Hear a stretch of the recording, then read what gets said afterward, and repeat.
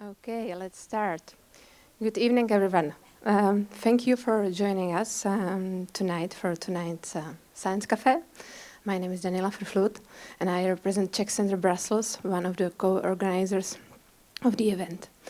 I'm glad to welcome you to what promises to be a fascinating discussion, hopefully, on the topic of tactical urbanism at this, for us, pretty new location here at VUB. For those who may not be familiar with the topic, tactical urbanism is an innovative approach to urban planning that emphasizes short-term and low-cost interventions to improve our cities and life in our communities. It empowers citizens, urban planners, cities, and local organizations, whose representatives we will have here on stage tonight, to collaborate and create meaningful change in their environments.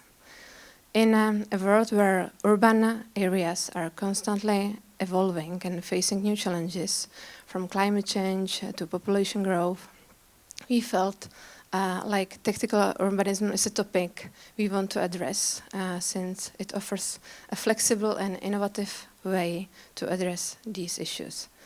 But before I give the word to our moderator, Lieve De Cock, I wanted to remind you that we very much appreciate and encourage active participation on this evening. Feel free to ask any questions you may have. We will have a Q&A session afterwards. You might see this as an opportunity to learn, to share, and perhaps even get inspired to start a tactical urbanism project by yourself in your own community. And of course, I would like to thank you all the co-organizers of this evening, namely Czech Liaison Office for Education and Research in Brussels, representation of the South Moravian region to the EU, and representation of the City of Prague to the EU. But without any further delay, let's get started. Please join me in welcoming our speakers, Kristina Ullmannová, Marie Joja on the stage, and of course our moderator, Lieve De Cock, and I will leave the rest to Lieve. Fingers crossed.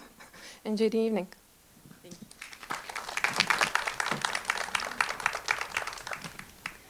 So good evening from my part. Well, like was said, in this contemporary world, our cities are constantly growing and developing, and we are changing ourselves, we all know, going from the 20 years to the 30s to the 40s. It is crucial to focus on creating environments that are inclusive and sustainable for all their inhabitants. So for us, as designers, but also for, let's say, the normal people, this tactical urbanism represents an innovative approach to the rapid and effective transformation of public spaces, with the aim of creating cities accessible to all residents. And all residents, what does it mean? It means regardless of their age, regardless of their gender, abilities, or social status. Inclusive as but the main topic I think that we should take into account. It has thus become an important tool for the swift and flexible transformation of public spaces to create barrier-free cities. Placemaking, we all know that placemaking for people but also with people helps building up a community, bringing awareness about several topics that influence the quality of life. One could say, okay, a nice story, nice theory. But how do we do this in reality? Is it really a universal language in a social, cultural, age and gender mixed reality? Who takes the lead? The initiative? Is it growing bottom up or is it coming or proposed top down? And does it matter who took the initiative to guarantee a positive outcome? How to write the common story, how to make that everyone is involved. And how does it start then? Is it an experiment? Is it a temporary change? And can we state that it evolves often, sometimes, or never to a permanent change? But was it just a nice topic, nice thing to do? Is there a limit in time? are there tools, are there methods, are there techniques? And what are the obstacles and how to overcome them? And I can go on and on with a lot of questions, and supposedly you will also have them. But I hope that our two expert speakers, that they will show us the way. On your left side, there is Marie Joja, and she's an academic of the Faculty of Architecture at Brno University of Technology, with a research focus on the temporary use and activation of abandoned spaces. So, ideal guest, I think. In addition to her academic pursuits, she is also the founder of Studio Archipop, an architectural practice dedicated to placemaking and transient interventions. So there is the academic and the private part of a story to be told. At her right side, there is Kristina Ullmannová. Kristina is the head of the Public Space Office at Prague Institute of Planning and Development, IPR, like you. I was told when I went there with a colleague of me when I went visiting Prague. And as an architect and an urban planner, she holds a PhD from Czech Technical University in Prague, which is also interesting. So we get a bit of the theory, analytic part also in the speakers duo. And after a career in the private sector and an international experience from Catalonia and US, she currently leads the Public Space Office in its efforts of creating livable and walkable public space, adapting the city for climate change and focusing on a sustainable solution in a city environment with a wide range of interests. As you can hear, I think we are blessed that we have both of them. And I give the floor to you, or the stage to you.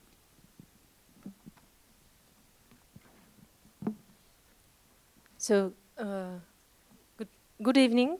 Thank you for the nice introduction. Thank you for the invitation. I'm really glad I can be the part of this discussion this evening.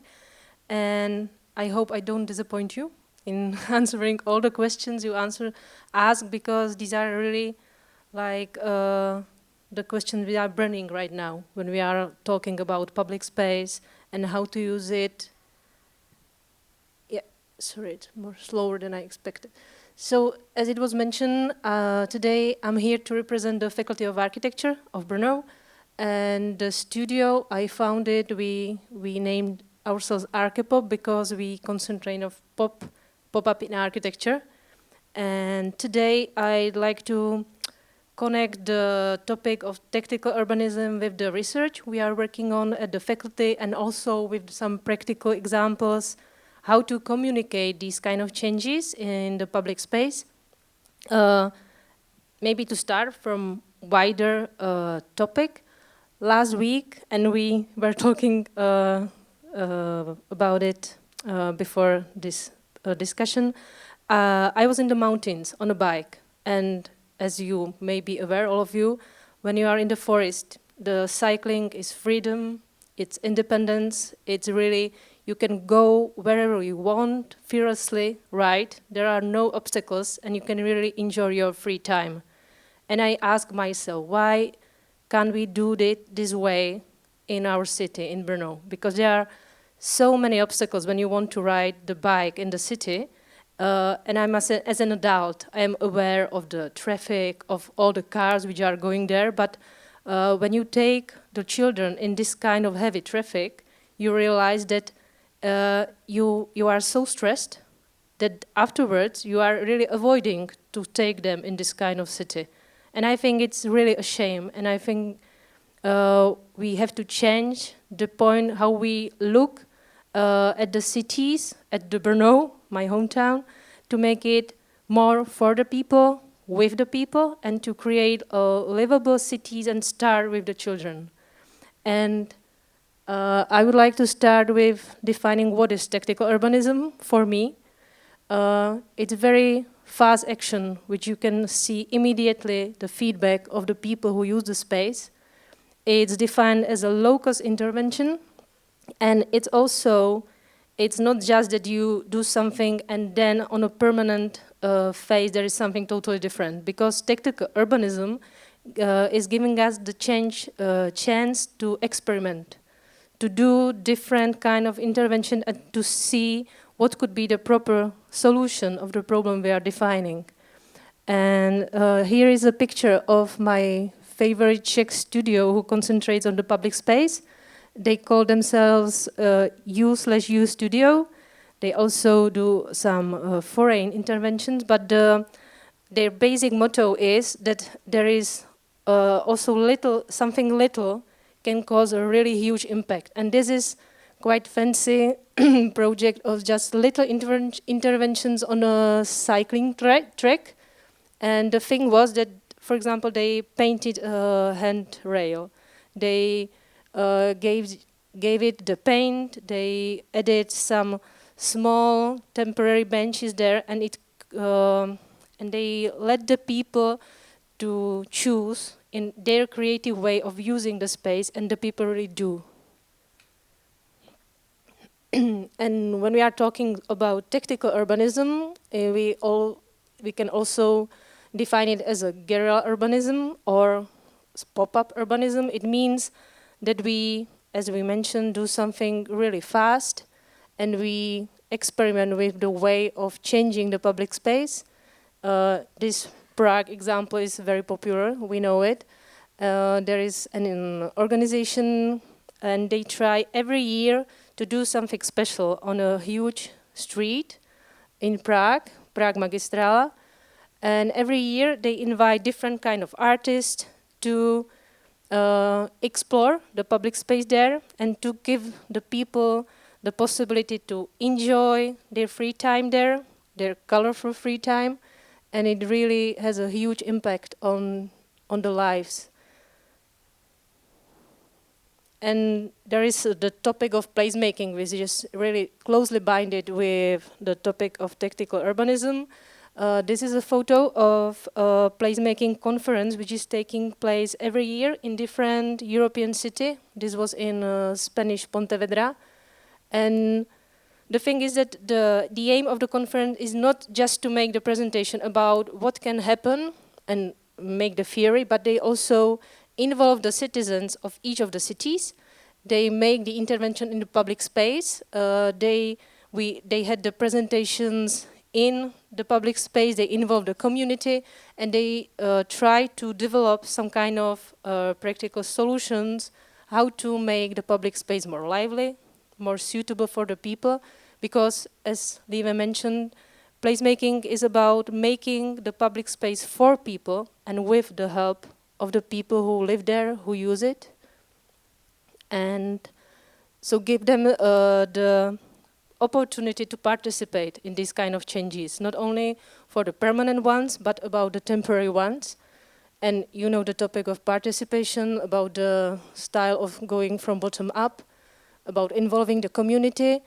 And I wanted to mention an interesting thing of participatory budget. This is something which is very popular in the Czech cities right now. It means that a part of the budget of the city is dedicated to a kind of competition where the locals can give in their ideas of a change. It can be temporary, it can be permanent, but it should serve the community. And afterwards, the city, they evaluate if it's really, if the people are really able to realize it themselves. And then afterwards you can vote. And the projects which get the most votes, they win, and they are going to be realized. So this is really a huge step towards like bottom-up solutions in the city. And in our studio, we try to test the methods of communication with the community, because you have to choose a specific language to develop a specific type of discussion, which will reflect the needs of the community and which can involve everybody who is present there in the location. And one of the methods, it's called creative brainstorming. It's an activity with picture cards, and it's based on that. It's called free association game. It means then you have the cards with a lot of pictures, And then you are asked a question about the contemporary state of the location you are solving, or a space you are talking about, then about what you want to have there, or what experience there, and what you don't want to experience there. And you choose a picture which represents your answer, like the most. And we tested it in a project of Old Brownfield, but also we tested it on a group of professionals, also on the placemaking conference. And I must say, the pictures really help you to describe your answer the most. And you describe it in a lot of details, and a lot of people, or all of the people, were surprised how much the pictures force them to express their ideas about the space. Another topic or method is cultural mapping. In general, this mapping or this researching of a specific space is based in general on a geographic map, but our team tried to apply this kind of research on an institution. What you can see, this is the result of a research our students did, and they researched an institution whose primary aim is to help people in need. And this is a building where they supply people in need with material stuff they really need. And the aim of the whole research was to map or to describe the identity of this kind of institution, to stress the vibrancy, the diversity, and authenticity of the space they are right now. And the research was based on interviewing the people who attend there, the people who volunteer there, to see the values and the perspectives for the future. So we revealed a lot of principles which can be used for the future development strategies of this kind of institution. And we try to describe the current state with the help of this graphical, we call it map. And people can really see what is happening right now, and they can more visualize the things they want to change or they want to develop. And the last method we are using, I choose the design build. It's the style of teaching when you have a specific location, specific site, and the task of the students is to have the direct interactions with the people who use it or who are passing through the site, and to develop to define the problems and to develop the solutions, how to solve this problem with the help of architectural design, of some kind of architecture solution, and not just to develop it in a theory, but also to develop it in reality. So this is the result of their workshop, because they finally choose one project which was realized there. They are talking about not only about the structure, as you can see, it's a wooden circle which should support people to express their opinions. They can meet there. It's really a variety of functions which was included in this kind of design. They also have to develop the construction and also to see and research the feedback of the people. And I must say it's like 5 years, which it was built 5 years ago, and I must say it's still there. And although the locality is not very good, it's some people fear this kind of space, because before there was a lot of homeless people and people who you don't want to interact with. But now there is a lot of children. There is also a festival taking place right close to this structure, and students can evaluate what was the impact of what they did during half of the year. And to make like the final point about the technical urbanism, I must say we need to learn it, how to use it very effectively, because public space is something which we need more than even than our homes, because it's something we spend our free time outside. We can make their interactions not only with our families, but also with the close communities. And I would end with a citation, which is one of my favorite ones, and it is that a good city is like a good party. People stay longer than they really necessary because they are enjoying themselves. Thank you.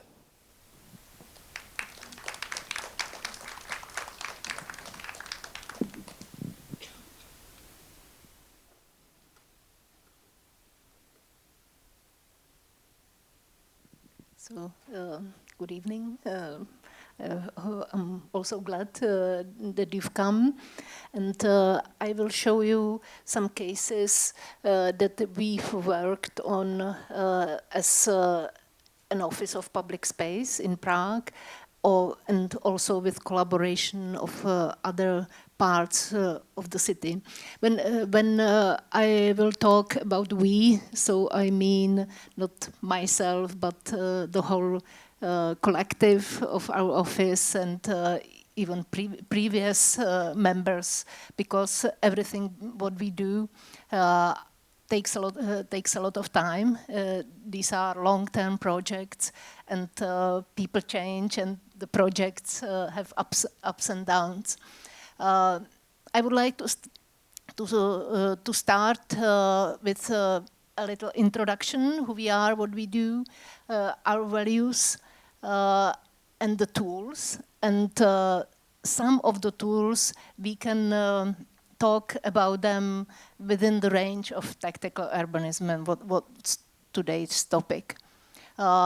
Our institution, IPR, Prague Institute of Planning and Development, is an independent organization, but is completely financed by the City of Prague and has many tasks. I think that the main of them is really urban planning, city planning. The new metropolitan plan is being done in our institute. Then collecting data. We have, I think that most of our employees are the data people who do the maps and collect various informations about the city.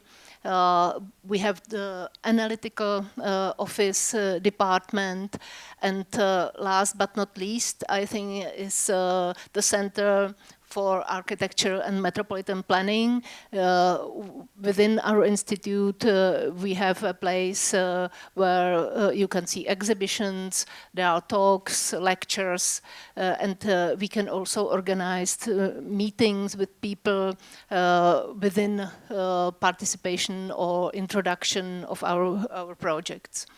I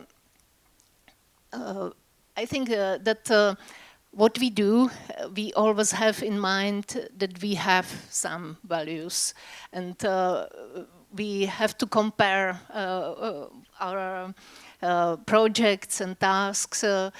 If from time to time, if we are still within the values that we have as dear, and very in an abstract way, I think it's that we would like to have a city equitable for all the people, but it's not so easy because the people have different interests and different needs. Livable. This, I think, Maria was talking about, that now we feel that the city as it is not very welcoming for pedestrians, for children, for cyclists. A lot of space is occupied by cars and heavy traffic, and some solutions, traffic solutions that we don't appreciate today as livable. The city should be accessible for all the people with various needs. We should manage the city in a sustainable way. We would like to have a healthy city for all the citizens. And last but not least, beautiful. Safety is a very important value. And also, I said comprehensible, and I think it has a lot of to do with also identity, because we need to understand the place we live in, and this makes the place, the city, dear to people, and they are interested in this place and take care of it. So I think that some comprehensibility of the city is also an important feature. What we do, this is some very short examples. How we are trying to reach the values we are talking about. It can be an example that you have a street and the whole pedestrian space is obstructed by some columns and other technical infrastructure. So we are trying to make it differently, but maybe you can imagine that it's a really hard technical infrastructure. Everything has the base underneath. There are infrastructure like electricity and water and so on. So this looks easy, but it's not. And then an example of an elevated pedestrian crossing, again, more accessible for people with various handicaps. And then we were introducing larger projects. This is an example, a change in the area within the city center of Prague, around the National Museum, where within this space that is really valuable, and in the center we used to have a few years ago places like that, when you have a meter wide pedestrian sidewalk and very ugly environment. And to reach what we are aiming for, I think we are meeting a lot of obstacles. And I think one of them is very natural to public space, that in the public space, naturally people have different interests, different needs, and in our system of projecting and permitting projects, not every of these interests, but many of them have their separate institutions, and you have to comply with their demands.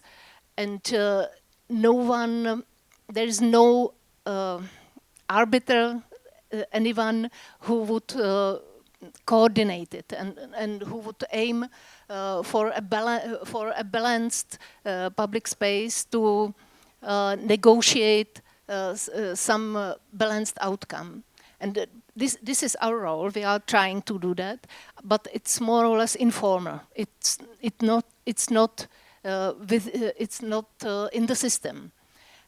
Then I think that Prague has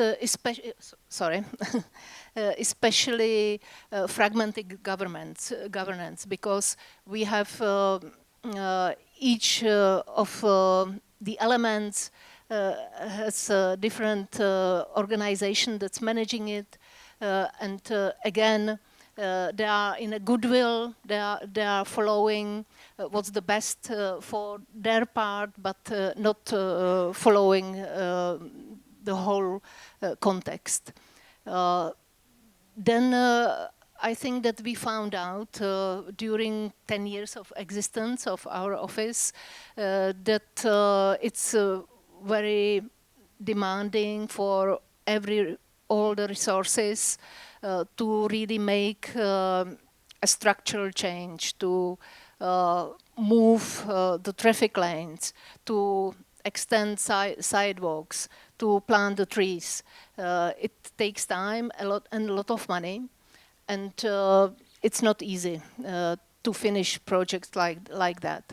And one of the risks is also fluctuating support, because as the projects are so long-term, people who probably at the beginning were initiators of these projects maybe are not there, or their support now has aimed for something different.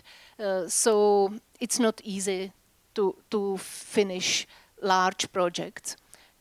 Here is our favorite diagram of different organizations that take care for each element, like lamp poles, and we have trams also in Prague, so there's a different organizations for trams, and so on, so on. So when you try to move a curb, you have to negotiate with tens of stakeholders. So we are trying to look at public space as a whole, in a holistic way. We are trying to listen to all the stakeholders and cultivate not only professionals, but also the larger general public through lectures and increasing focus on the theme of public space. And I think it's happening, that it's changing, that our effort in that way, I think, brings some fruit.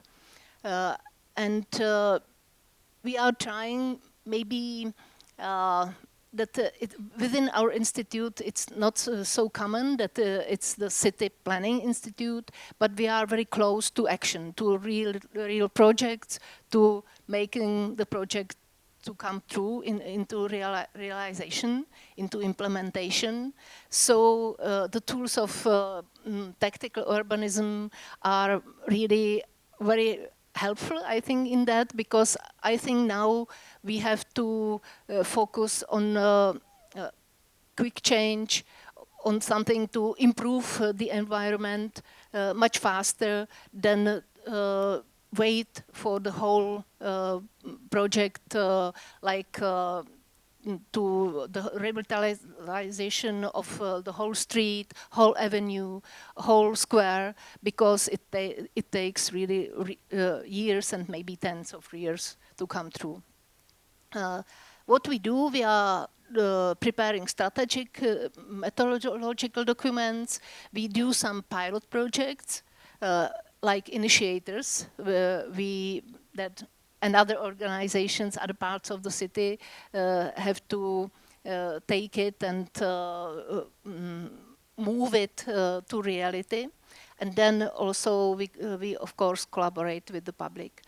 Very shortly, some examples of our documents. The project, the surroundings of the National Museum that was done according to our design. This is an example of participation of Karlovo náměstí, Charles Square, within the city center, when we are in the middle of producing a project that hopefully it will come true finally in a few years. So why tactical urbanism? We hope that it's very fast, much cheaper than the structural change. We can try something. Maybe the things won't work, or we can try some options of traffic mode arrangements, and so on. And it's a way how to communicate with the public and professionals. I bring three examples, what I consider have the features of tactical urbanism. The first one is the project of Prague chairs and tables, that I think it's already well known.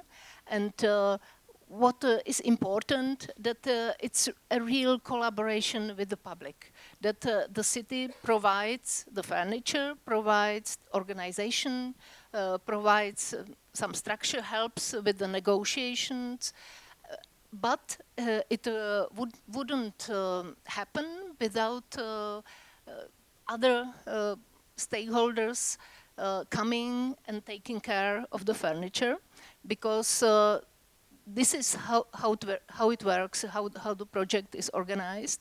There has to be some local carer, someone who takes care of the furniture, who cleans the surroundings and looking if everything is okay, and he has to, in the evening, maybe to fold it, and so on. So where there's no one like that, there isn't any furniture. We are often asked why the chairs are not there or there, but if there isn't anyone who take care of it, it doesn't work. So there are in various places, some, for example, some local libraries take care. They take part in the open call. This is the university campus. This is within the historical part of the city, Malostranské náměstí. And it's interesting that the chairs are not there anymore, because there was a change in a cafe owner, and the new one isn't interested in the project, so the square now is empty. Within the parks, metro stations, and then we also experimented with making it a little bit wider, not just chairs and tables, but to add another layer, and but also make it a little bit more difficult, because the cases you've seen before are only in the space that is already for pedestrians. And this part of the open call was within the space for the cars. So you need to have a lot more work preparing the project, negotiating it, and it was much more difficult. And it was done with the collaboration not only with the local care, but also with the city boroughs. And the city boroughs ask us to help them to organize places like that. And the first one is within a residential area, and it was connected with a piece of art. And this one and the other one is within like a more traditional block city from the 19th century within a square. And this is the first case. It looks now also like that and before. And it was organized like that on the place of the parking lot in front of a grocery store. And the aim was to bring a place maybe even for local markets and sitting in front of the store. But there was some, let's say, substantial backlash in that case. What I think is a feature that it's a residential area, and in places like that that are less anonymous maybe than the city center, people really take care about their environment, and they also are suspicious. And in this case, I think that these people doesn't trust probably their city borough a lot, because several years ago I think that there was maybe too much of development in this city borough, and it's the people really don't like change maybe. And it also was done during the pandemic, and I think that people probably had different scares, and probably was not the right time to do it like that. And so that was a lot of bad press, and we were forced to finish it prematurely. And I think it was a mistake, in my opinion, that finally, when we did the evaluation, it was about half and half. It wasn't, in reality, there wasn't that much of negative reaction, but the people who didn't like it were loud, and for politicians probably they didn't feel that they should support it anymore. So it was somewhat controversial. And the other place looks normally like that. But it's a space that is also used for initiatives that are organized not by the city, but by NGOs. There's an organization called Automat, who's mostly, they are mostly promoting cycling within the city, and they are also organizing 1 day a year when many places are closed for the traffic, and there's a lot of culture events and fairs and so on. And this is the place that takes part in this initiative regularly. And it was supported also by our project, and during summer months it looked like that, and I think that the people really enjoyed it, appreciated it. And this is just examples that we did evaluations, questionnaires with the public, and it's interesting that both projects were more or less half and half. The reactions were half positive, half negative, and but the people, if they were talking about the need of change, I think that they mostly supported some change. But parking places are very sensitive in the city, so they mostly, people mostly want to keep the parking, and also to have some trees and greenery and so on. And it's up to us to solve this contradiction.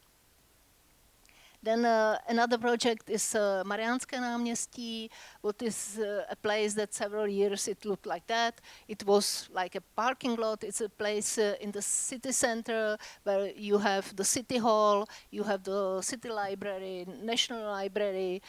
So really important place that really invites people to be there. A lot of tourists also, but it really looked like that. And the previous political representation decided to make a permanent change and asked us to prepare a project. And we really involved the public. We asked the people what are their needs, and we connected this with a temporary change. That we closed the square for the cars partly, and again we used chairs and tables and some greenery, and there also was organized some cultural program for the square, and in the meantime, we have some ideas, some project, but today we are not talking about it. So it was finished. The temporary change looked for some time like that, but we had I think some problems on the way that I think something maybe has changed after pandemic, that tourists probably become somewhere somehow more, I don't know, more cheeky. Or, and I think it's also connected, there are many factors. It's also connected with that we had quite a lot of chairs and tables, quite a lot of furniture, and the institutions that are over there, I think it wasn't easy to take care about it. So the local care wasn't that strong, and so all of the furniture was stolen at this place. What is rather exceptional, because the other places are quite okay. There's loss of just single pieces of the furniture, but here everything disappeared. And now it's again a little bit more equipped, and it looks that there is not such a support for the permanent change now. So it's somewhere in the distant future, and it will stay like that probably for many, many more years. We shall see. So it needs care. And it's also a part of this one day in the year when it's an initiative, it's like Live Your City in another way. It's named in Czech, and it's really a bottom-up event that people can bring their own ideas about what to do in the space. And then my last example is the project of Rohan Island, which is not island anymore, but it used to be, and it's like an inner periphery, a place where are some, like an urban jungle and some neglected industrial estates and like sheds and and so on. And it's also a place where already some informal initiatives take place. It's like an informal bar which is there without permission, but it's very popular. And we also were asked to organize their competitive dialogue for the change of the whole area, to make there a park that would be on the bordering, like intensive, extensive landscape. And as a part of preparation of the project, collecting analysis and communicating with the public, we did a lot of work there, and part of them was also an outdoor exhibition connected also with walks and with run and talks and so on. And I think it was very successful, very popular, and this is a specific place that not many people know it, although it's within inner city and area that where there's also a lot of new residential construction. But they know it more like that they are passing through on the bike, but not going anywhere beside the road. And it's a place which is a home for many homeless people also. And there are some informal settlements and little gardens and so on. And so I think it was important to show the people how the area looks like also, and what are the current residents, and also natural features like birds and animals that live there, because not many people know it, and it's difficult to talk with them what they would like to have them there when they don't know the area. So the outdoor exhibition with this in mind, for example, tries to lead the people out of the walk to look more deeper in the area.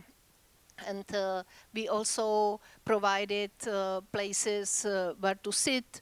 I know that the children, like scouts, make their sessions there. They used it. And we connected with, at some time also with information booths about the preparation of the project. And there were also reminders of the history of the place that is very interesting, and some artistic intervention like these poems, let's say, that were printed on the walks.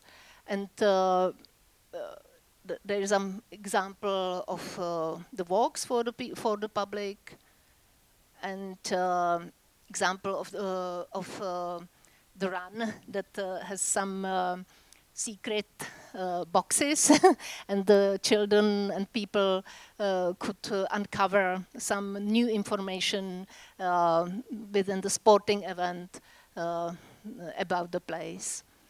Yeah. We would like to keep places for these initiatives, and this is already at the outskirts of the area. Then when it's like a more populated part on Palmovka, and you can all the exhibition already starts here to invite the people more deeper into the area.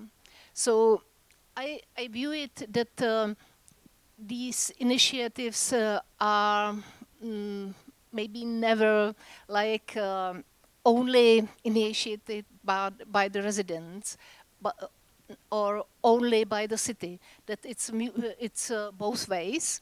That you need the people, and the people need the city to cooperate and to work together, because otherwise the things wouldn't move. And so this is my last picture with children within this neglected place, and probably enjoy it quite a lot. Thank you, Marie and Kristina. For the road trip, I think we saw a lot of references from various type of scales, the very little ones and then the huge ones even. We're heading to the second part of this evening, and there is a third part too, but which is nice, you can grab something to eat in. The second part is some questions. I suppose you also have some. I will just go ahead with one and then try to grab you into the discussion. One that, in fact, it's not only related to tactical urbanism and not only related to the long-term vision. It's clear that today participation is the word that everyone uses. But what is it? It's also abused sometimes. It's just an information point and then they say it's participation. I think the designers in this room know what we talk about. Also governmental institutions know what we talk about. What my question is, there are a lot of tools. I liked, Marie, the ones that you noted as the creative brainstorming with the cards. You can tell me where we can buy these cards or how we can make them ourselves, because I really like the idea. I think it's also useful to get people into the talking, because we're not used to, most of us are not used to talk or to say what we really think, because mostly we don't think. It's by doing that you start talking. The cultural mapping I also liked. The circle, the direct dialogue. But in all these tools, there is still it only works when you get the people around the table or around your tool. And what we see is that the difficulty is to get everyone. We also always missing people. We all know the shouters, they are always there, but where are the silent people? Where are the elderly that don't get to that table because they are not that mobile? Where are the little children that don't have a clear voice yet? How do we grab them in? Or the people that don't speak the language? Yeah, that's a really difficult question. I must say, for us, when we are testing these things, you need to make it into phases, because there is different language to talk with the children. They really love to draw. They really love to, because their pictures might be really idealistic, but when you see the base, like the basic point they are heading to, it can be very useful. And when you see it from their height, from the eyes, like 1 meter above the ground, it's really, really different. So we sometimes use the so-called kaleidoscopes to lower your sight, so you see what the children see, and they can describe it so you understand what they mean.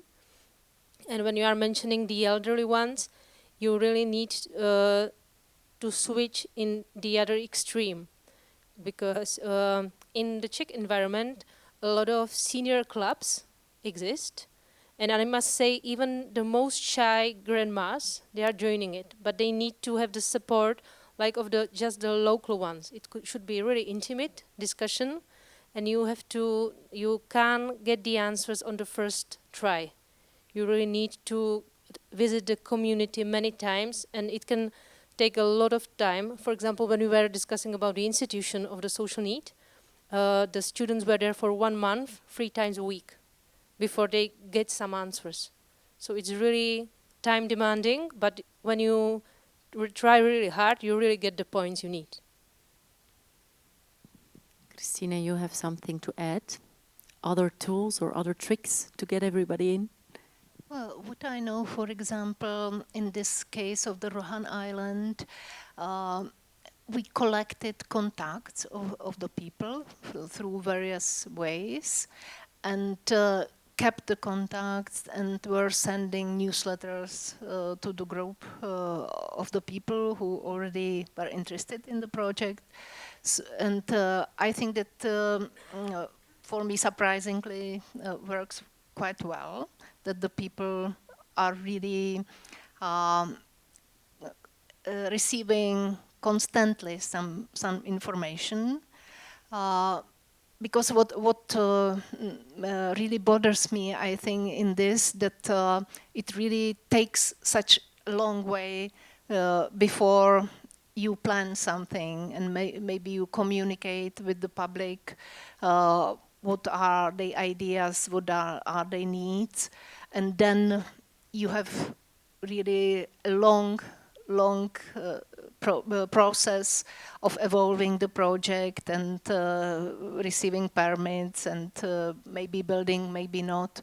And so I really feel it's not serious for the people, that they don't know what's happening. So you have to find a way how to be in a long-term permanent contact with them. So it's just one.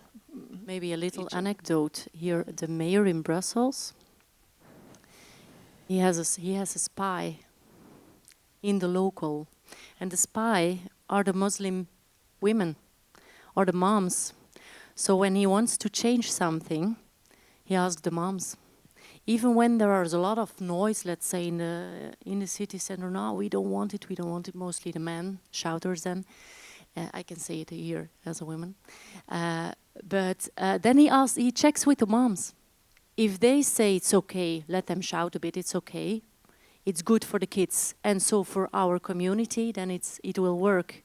When they say, nah, forget it, then it will not work. And then he also doesn't do the effort.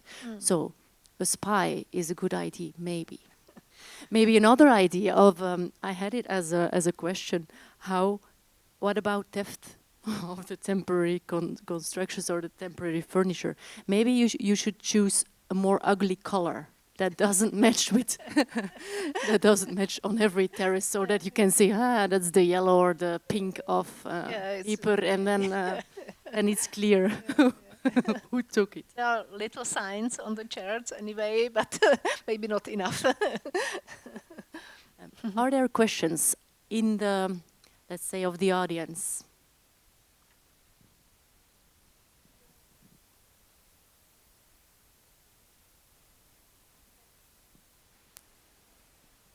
Thank you. It's working. Okay. Thank you for your presentation, ladies. I would be interested in the researchal part of the topic. How is tactical urbanism being researched nowadays on academical ground? Thank you. Also a difficult question. The academic is working very in theoretical way. So I know that there are a lot of publications, a lot of articles researching basically what is being successful, what has been done, and so on. So they are mainly, it's not about applying, but about researching what are the principles which really worked, which are successful, and then we need to make maybe the next step to create the manuals, the step-by-step manual how to apply these successful principles which we research. So I hope there is a more progress going on, because I think this is the topic which the cities need to hear, so we need to translate it into their language. Maybe the tactical urbanism doesn't need the method, because when we methodologize it again too much, then we lose what is the nice thing about it, that it can pop up because like someone has a nice idea. Just saying, we're always trying to, when we have a good idea, why was it good? Why did it work? And then we note, and then we make criteria and guidelines and whatever. And we try to multiply it, but we're all changing all the time. The world is changing, so it's a battle, the battle of our time and the next times. But maybe related to that, it's the evaluation. Some of these projects worked, some not, but who says it worked? And how do you measure that? Do you beforehand say, okay, when these criteria are fulfilled, then we go for it and then we do it? Or is it just like, okay, there's a Facebook that really likes us and he makes more noise than the Facebook that is against? We, in some cases, we did the final evaluation with the public. That we, by several methods, by watching that we have people who were just sitting there for some amount of time, for let's say 3 days, and they're watching what's happening there and taking notes, how people use the space, if it's more like just to sit or have a meeting, or if there are older people or people with children and so on. So we have some information, how like an objective watching of the space. And then we also made the questionnaire and just throwing in the post boxes of the people in the area. And some fraction of that came back, but we had something like in hundreds the answers. And there were some questions like, did you like it or not? But there were also open questions, what the people would imagine for the space in the future, what they missed, and so on. So I think we had some feedback in some of the cases, not all of them, of course. And then I think that, for example, on Mariánské náměstí, which is really, I think, a little bit controversial or contentious because of various interests. It's in the city center, Prague 1. The city borough probably has a little bit different approach that the whole city council. It's a place where there is a bus stop. You cannot forbid the traffic completely, and there were some adjustments also for the temporary arrangement of the area, that at the beginning there was less space for cars, but through the time the city borough claimed some space for the cars back. So life also changes. Is there a question of the audience still?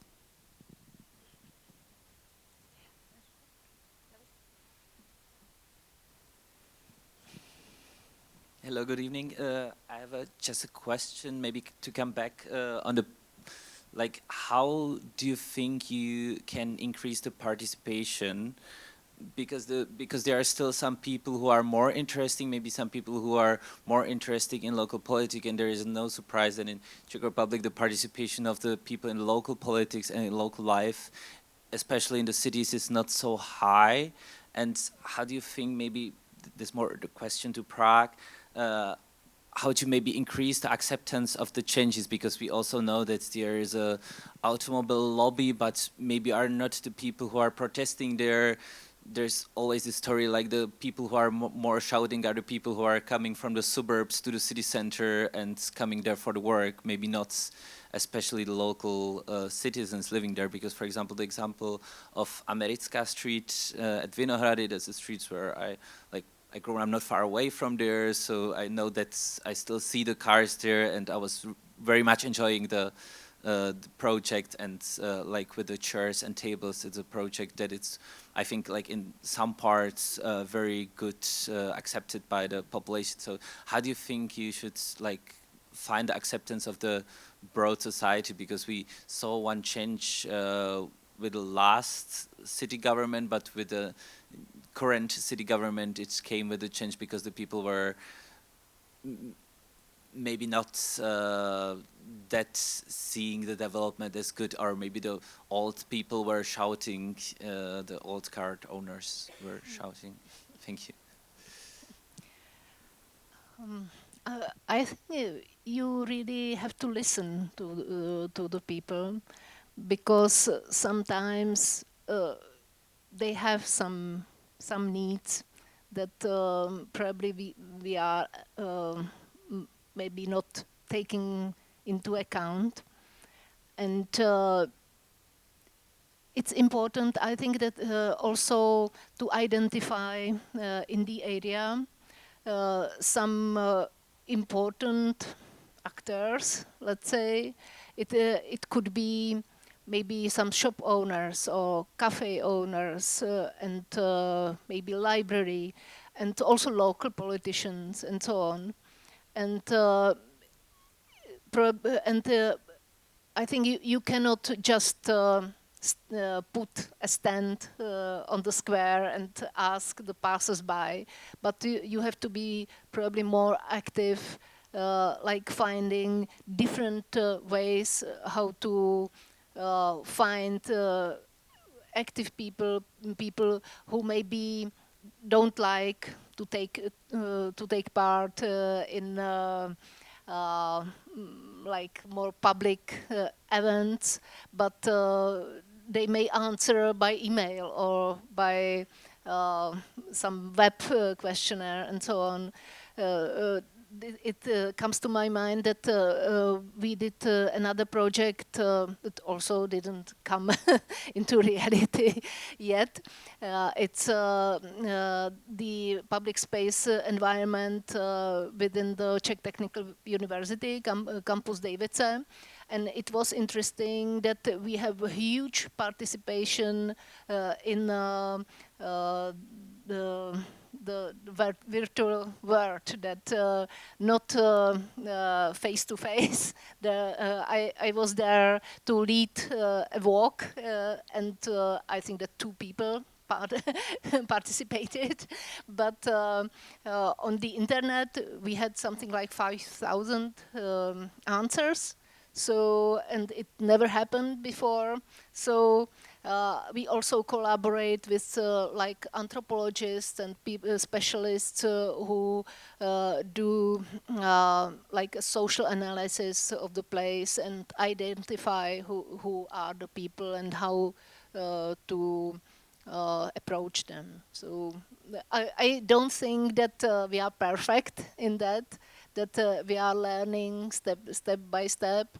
But and for example, in Rohan, there was also an active communication with schools that are in the area, for example. So you have to identify, you have to map what is in the place and try to find different ways how to approach different groups of people. So, but I think we should learn from Brussels also. And that I don't know if you should learn from Brussels. Marie, do you have something to add of the experience in Brno? How to make that everyone is happy in the end? Because sometimes we know that a certain change would be good, but people, like you said, don't like change, even though they are not happy with the state as it is now. So, go ahead. Yeah, first of all, we can say it's participation, we know. Because you really need to involve them in different kinds of intimate discussions. And I really appreciate that Kristina mentioned the local actors, because I feel that this is really like the most important part in tactical urbanism right now. Because in Brno right now we were discussing on the city level a square, and there are many public institutions. You have there the school, which has no school parliament, which is quite popular in other cities, and it would really help to shape the opinion of the children, for example.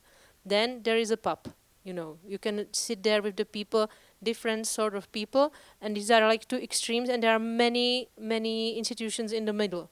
And the local actors, as you name them, these are the people who can or make the change, to make them open and to make them free for the discussion. So it's a local actor that makes, in fact, it easier because people already trust them. If we come as new ones in an area or in a neighborhood, then you need more time to get people talking to you, because who are you and what will you do for me or against me? It's and they can help you with which style to approach different categories, different group of people who they know. So you need to make a friend in the local actors. Luckily, a lot of cities already have this. It's like in Antwerp, for example, it's wijkregisseur, or it's the one that is very close to its small neighborhoods and very close to the people that live there. Mostly, it's also related to more social groups that have it more difficult. So then you have again the rich ones, how to get these ones into it. It's I think for every gender, for every age, for every social status, you need another trick to grab them in. But maybe there, for all of them, the kids are the way to get in. I remember that when I was some time ago in Poznan, there they have like a maître d'architecte for open spaces. And he really took the kids in, for example, it was a street with a lot of cars, and he wanted to take the cars out because he wanted to get the livable streets. But okay, cars out, that means that the whole neighborhood with the car goes in defense mode. And so what he did was, first, he made that the cars could have a place a bit further altogether, parking pocket. freed up the street, and then he gave the kids of the school a tree, and they planted the tree together at where the parking spaces were. So no one of all these parents there to take out the trees, because it was a tree of, and then with the names of the kids, you know. Could be a trick, could be a trick. But these are there, and it becomes, yeah, you make a common story, also a bit by pushing, but you have to do it in a massage way, let's say. Other questions?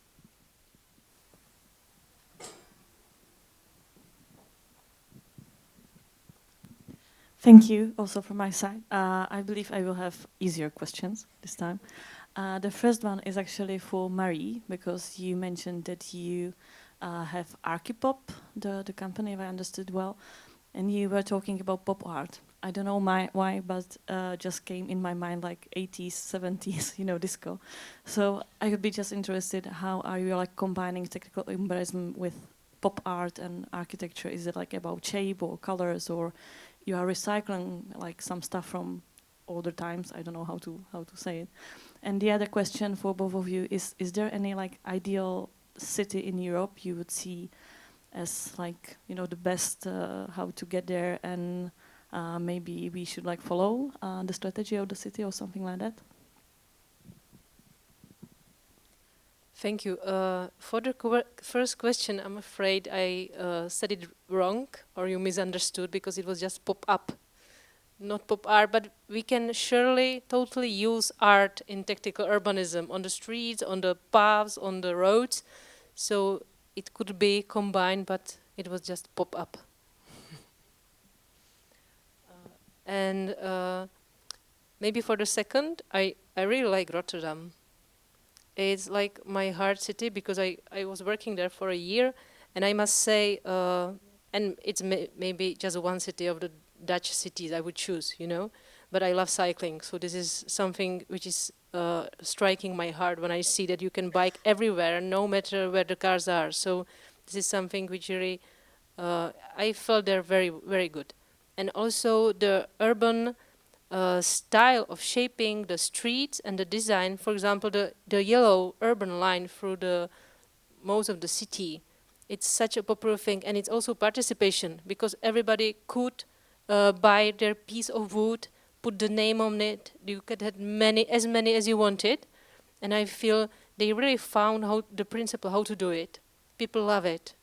The inhabitants love it. Everybody who comes there, they takes photos, and yeah, it's very popular. So I must say that this is something we are still searching for, and they are so happy they found it. What is the best example?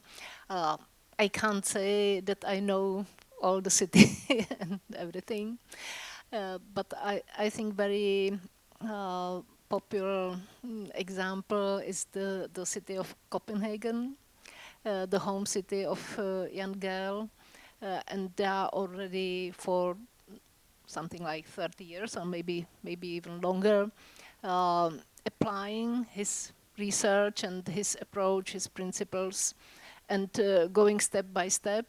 And I think they also do it in a way that people trust them, probably. I think there is generally probably a larger trust between government and the city and the public. So they are, in my way, I think they are not pushing, but they are providing the opportunities for the people, and people learn step by step how to use the city and it's becoming more and more livable and green and really pleasant place to live. But we have also other examples. And maybe, if I may, I was in Bratislava last week, and from one point of view, it's probably not the best shining example of public space and urbanism, but they have quite an active mayor and the city council, and they are quite effectively using these tactical urbanism tools in a way like changing a large parking place for gardens and places for sport, informal sport. And I really liked a place where city owned an old neglected garden, quite a large one, and it was closed for many, many years, like a jungle, and they opened it for public and did very simple ways like wooden sidewalks and little signs there, and it's a magical place, and with quite, I think, easy, cheap way how to change it and how to make it and enjoyable for the public. So it's and they have now this initiative to start with children, like looking at public space through the eyes of the children, what I think is quite good framing and maybe a way how to persuade the general public and focus on their children and their needs and looking at the public space through their eyes. And probably for me a good political move.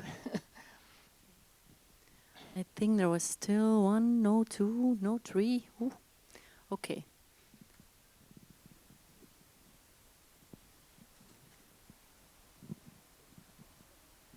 Hello, my name is Chantal. Thank you for sharing your experiences with us. You have been talking quite a lot about cities, but not about smaller scale cities or villages or anything like that, because oftentimes like villages or smaller communities, they have a lack of knowledge, of money, of support. What would you suggest those communities, as you know, I'm an inhabitant of a village, for instance, what would you suggest for them to do to get to persuade their local mayors or decision makers to show them how important it is to communicate and to make the city or the village or whatever more livable? It's interesting.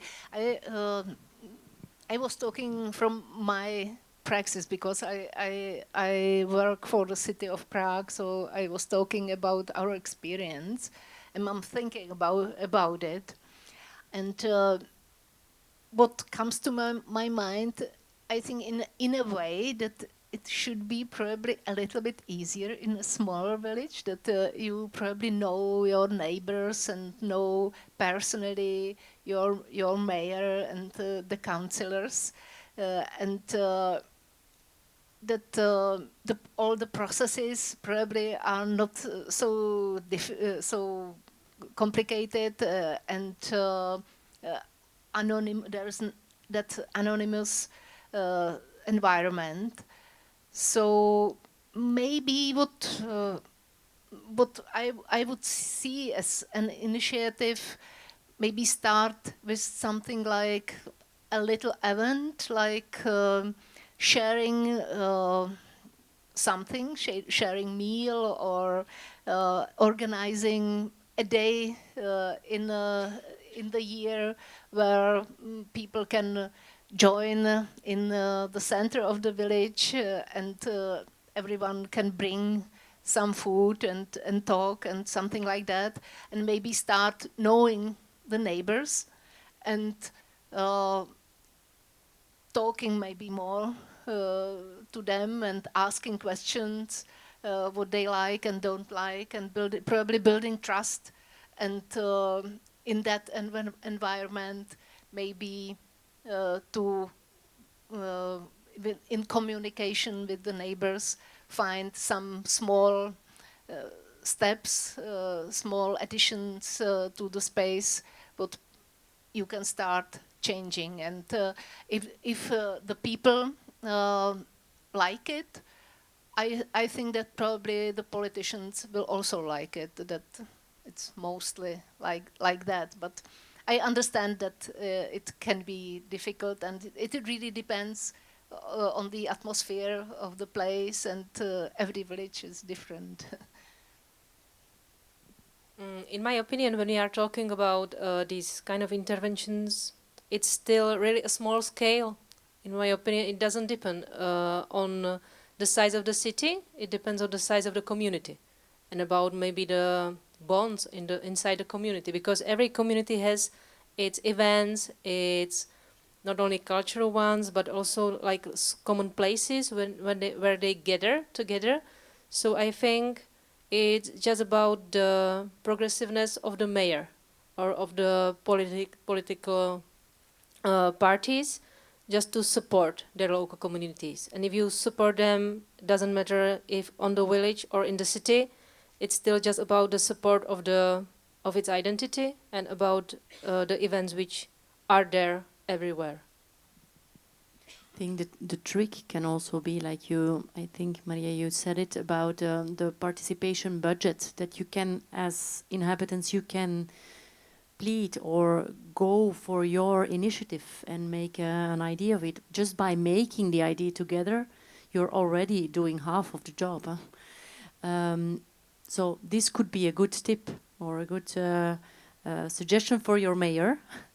Just foresee a small budget every year, and it's a way to get to know your own village or your own inhabitants, and they get to know each other too.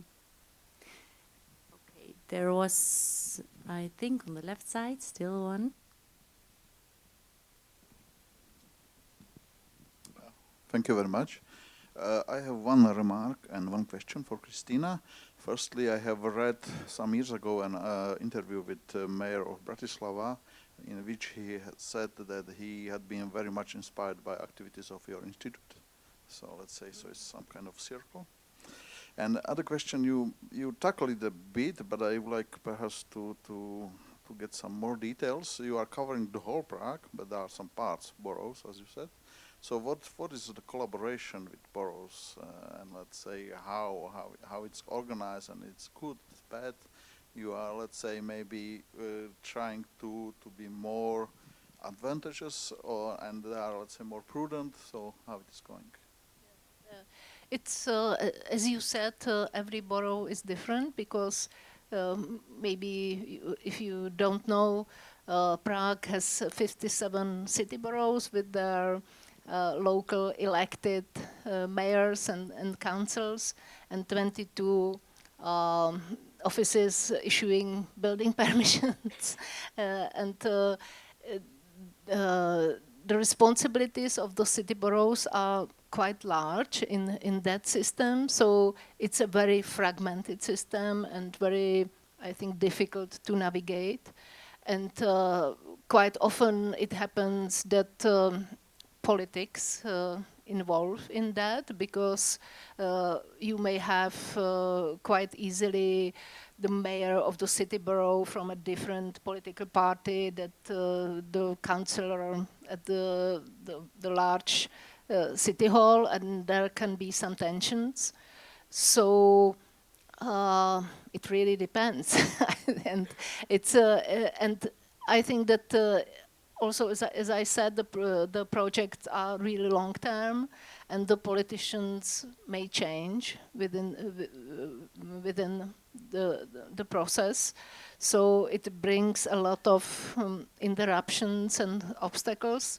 And for me, ideal situation is if the city borough really likes the project, initiates the projects, wants the project, and collaborates on it. So if it's otherwise, it doesn't work very well. So it doesn't bring good results. So you can work with the local people. We work, most of the projects we worked on were initiated by some agreement between local borough politicians and the large city hall. So the initiation was and their agreement. So it's a good situation to start with, but it may change within the process. So these are the risks of the undertaking. So.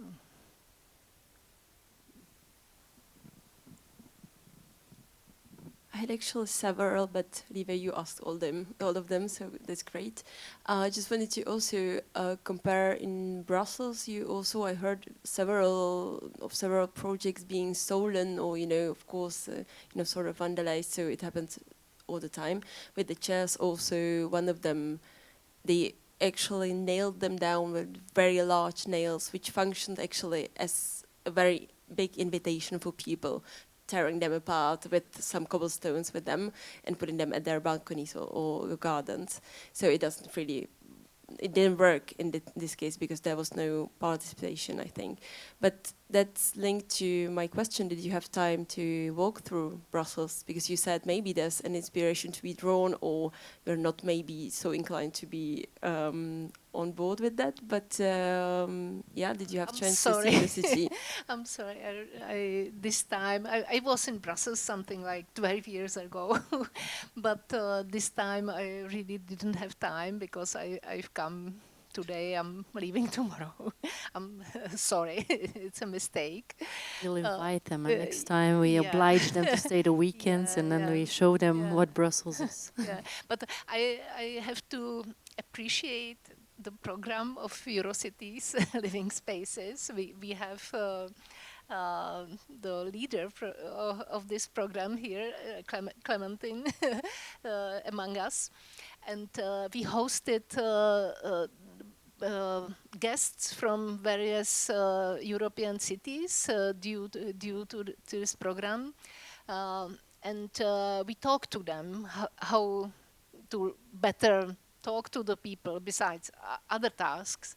And there was a participant from Brussels, 2 participants, and I think we received quite good advice from them. That I've seen that the participation system, let's say, was somewhat more advanced, and I think we would like to be inspired by that and apply these principles probably in some next project.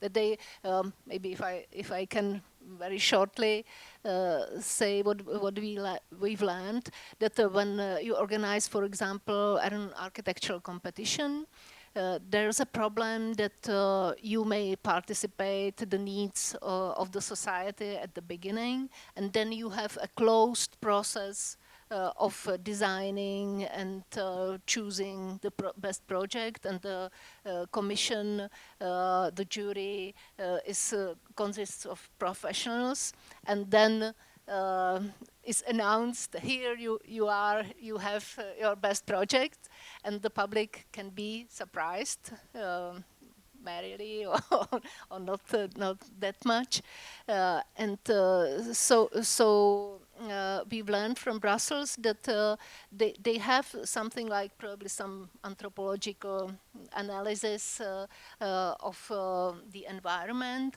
and then choose the local representatives of the public, and they are an equal part of the process. Of the jury? Yes. Never seen. Yes. I don't know if the architects in the room here can... Or maybe... maybe it's a theory. We have a lot of theories. But they take part...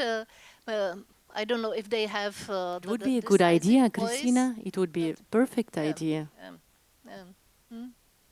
But up till now, I never did a competition where the jury was also, where there was a representative of the neighborhood. Would be better maybe to avoid the complaints afterwards when you did all the study and then go for a permit? No. We'll do it as a suggestion to the maître d'architecte de Bruxelles. Yeah. Okay, maybe because I'm watching my watch. I see that we're getting to the third part. I have one question that we don't have to discuss here, but more like an invitation. As a Bruxellois or practical Brussellois, because I'm living in the border of Brussels, working in the center of Brussels, we noticed or we see that tactical urbanism can also be a way of getting people aware of topics.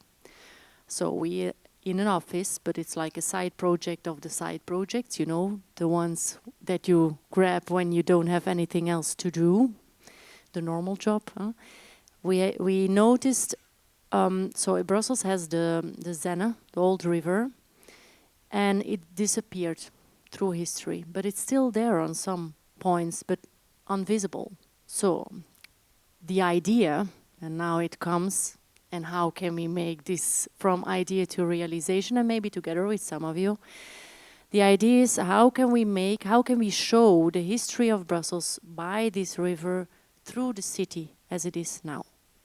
Literally, by arts, by whatever. And then how can we really do it? Because we can have nice ideas, but then we have to grab somewhere, some people and money. It's everything, it's all we need. And the idea is mostly not the problem. So if you would like to grab something to eat, and before of that I say thank you for your attention, and thank you for the two very nice lecturers, and answering of the most, sometimes difficult questions. Well, let's discuss and see if we can grab some enthusiastic people of you in this Zenne idea and to do something in Brussels. Have a nice evening.